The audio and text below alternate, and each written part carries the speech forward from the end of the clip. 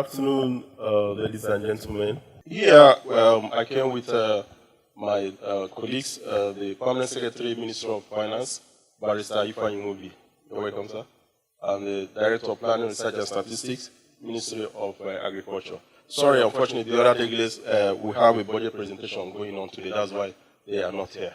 Okay, so quickly, I want to do a presentation on our roadmap, which we entitled the Imo We Want, Agenda 2040. Now, what do we want to achieve? We want to achieve wealth creation through massive agribusiness development.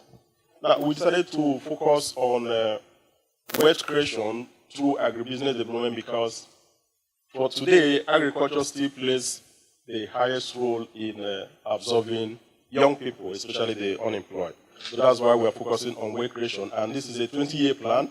And we hope that within this period, we'll be able to create massive jobs for Imo people. Okay, background. Imo State was created on the 3rd of February 1976 by late Murtala Mohammed. And it was formerly made up of Abia and Ebonyi states. Okay, currently we have a landmass of 5,530 square kilometers with a total cultivable landmass of 344,562 hectares, according to a report from Imo ADP. And that's exactly why we are focusing on agribusiness development, because we have vast landmass and the teeming young people that are graduating every year because of the free education that we have in the state that will be absorbed in agriculture. Okay, so let me go down to the history of planning in Imo State. In 1976, on creation, Imo State benefited from the National Development Plan, which produced the Owerri City Master Plan. We also benefited from the 4th National Development Plan, which, like you have seen now, resulted in the establishment of the key industries in the state, like the Imo poultry, resin pens, and others. Okay, so let me quickly run through because of time. Between 2012 and 2015, we have what we call a rescue development plan, which is our attempts to do a rolling plan, a 4-year plan. Even though at that time people were saying, why did the governor request for a 4-year rolling plan? He doesn't want to appear before the House of Assembly for this and that. But we didn't know that the world is looking in this direction. And that is also why we are coming up with a longer-term framework so that it can enable continuity by successive administrations. So I continue. Okay, the problem. Why do we want to focus on wealth creation through agribusiness development? Now, for us, we said that if we have about 344,000 something hectares of cultivable land in the state, and the majority of our citizens are farmers, I think this is a good thing for us to do so that we can empower them, especially those in the rural areas. Now, the problem is that these farmers and their activities are faced with a number of challenges.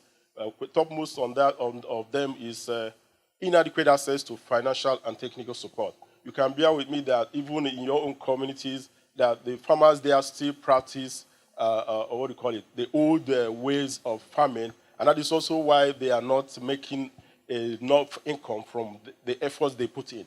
So now we also have inadequate access to improved technologies.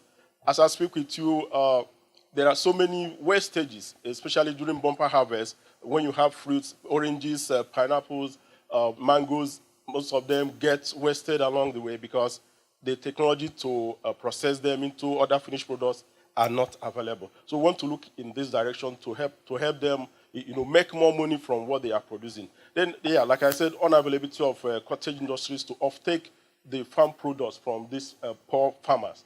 Then insufficient land for commercial farming, yes, just like I said. And then the tenure system and just the shifting cultivation that we still practice in the rural areas. So these are the problems that we identified that are affecting the incomes of the rural people in the state, and that is why we want to really work on that to improve their economies. Okay, what do we want to achieve? The goals, the overall goal is to stimulate increase in agricultural production and processing into finished products and other value chains. Now, the objectives. 1, these are the things we want to achieve: to build the capacities of these farmers, expose them to best management practices in the production of selected crops and livestock where we have comparative advantage.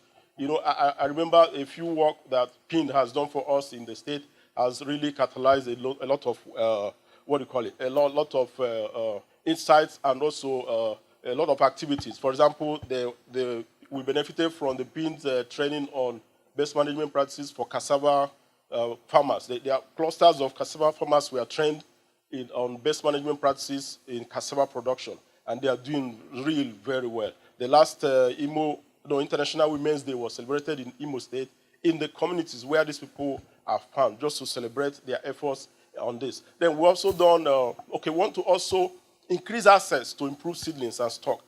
Okay, that's also what PIN has done for us. I remember the work we have done on the same cassava, even in oil palm. You know, they have helped to improve access to some of these things. So we want to do more. That's why we are focusing on this. Then the increase in new technology, processing technologies. Just like I said, a lot of agricultural products are wasted as they are produced. The farmers don't make money from what they are producing. So that's why there is still pervasive poverty in the rural areas. And that's what we want to achieve. Now also increase access to finance and technical support. Then what are the unique variables that will support this process? Now, first of all, in the state, there's what we call State Development Council. And I think it's Imo State that is practicing this system. The State Development Council is where you have representatives of every ward that comes to the state level to meet with the government and the executive council. And issues bothering the wards, the communities, are being discussed at that level. Then there's something we have again that is called the Community Government Council, which is the fourth tier of government. As I speak with you, Imo State is the only state that runs this fourth tier of government. So it's also a variable that we know that is going to support this process. Again, we have royal fathers in agriculture. Now, these are royal fathers that also saw the need to really invest in agriculture, that came together and they are working with the government. So these are potential collaborators that will ensure that this project succeeds in the state. Okay, again, I will not fail to tell you that there's a demonstrated political will, as I speak with you, to make this work. You know, just like I have said in the beginning, okay, to do this, our government will give this roadmap a legislative backing by passing it into law so that it can continue to be implemented even by successive administrations. Okay, what are the key challenges? Okay, while we were discussing, we discovered that now because the focus is on agriculture and rural industrialization, it is possible that while this planning is going on, there may be interministerial rivalry, because some people may want to be the key implementers of this project, of the plan that we want to develop. Then sectoral and struggle for consideration for more allocations. And then because of the forthcoming general elections, it is possible that the key actors of government may be distracted because of the general. These are the key challenges that we envisage. Okay. Coordination plan. Okay, to effectively coordinate this plan or this process, we are going to establish a secretariat at the Ministry of Economic Planning, Budget and Science, because they are the ministry that's the ministry that is statutorily has a mandate to do this planning. So we are going to establish a secretariat there. Then the governor will also inaugurate a committee made up of members selected from the major key holders, stakeholders like private sector, CSOs, farmers associations, that will work together with government officials to be able to come up with a sustainable plan that will move the state forward through agribusiness development. Okay, implementation plan. Then the government is also willing to provide counterpart funding to meet other logistics that the grant cannot cover. I mean, in this planning process, the government is willing to provide logistics, counterpart funding that will meet the other logistics. Then we also provide an office secretariat at the Ministry of Economic Planning, just like I said before. Then the committee that will work to make sure that we develop an all-inclusive plan that will bring out the outcomes that we have anticipated. Then sustainability. Like I said, this may not work if we don't legislate this roadmap into law. Because every government that comes, they want to run with the idea of the chief executive. So if this is done, it will make it a law, and that will mandate any successive administration to really follow up with that document. And it will also help us to form a baseline for any investor, a development partner that wants to come into the state so that they can really look at a document and see where the state wants to be in 2040 and then follow up with what they can do with us. Again, there's a plan to communicate the performance of the roadmap, and there will be quarterly, midterm, and annual stakeholder reviews to communicate with the people exactly how far we are going with the roadmap. Then what are the outcomes? Okay, the outcomes we want to, there are short-term and long-term impact. Okay, one of them is, we said if we, by the grace of God, are able to implement this roadmap, which is wealth creation through agribusiness development, that the results will be massive job creation because there is increase in production activities in the rural areas, especially in agriculture and in trade. So there will be massive job creation. Many people, young people, will be engaged meaningfully. So this is one of the short-term impacts that we are going to see as soon as implementation begins. Then there will be improved food security situation in the state because there is increase in agricultural production and processing. Then reduction in youth restiveness as a result of increase in employment opportunities. Those young people that are running up and down is because they are not gainfully engaged. So if this is done, they will be engaged and youth restiveness will be a thing of the past. Then we're talking about the long-term impacts. Now, we are saying that if this is done, it means that because more monies have gone into the hands of families and young people, there will be increase in the GDP of the state. Then another long-term impact is reduction in the rate of poverty among the rural farmers. The same thing because there is an increase in family incomes, household incomes. Then there will be peaceful coexistence among communities and political stability at the long run. Then there will be reduction in rural-urban migration because people run away from the rural areas because they are not doing anything. They are not meaningfully engaged, and there is no development coming to them. So by the time we focus our project, which is targeting rural people, there will be so many economic activities in the rural areas, so it will reduce rural-urban migration. Okay. Now, I want to conclude as follows. The government of Imo State has created the enabling environment for survival of SMEs and cottage industries, having achieved the following. As I speak with you, the government has constructed over 1,000 kilometers of rural roads, cutting across communities in the various local governments.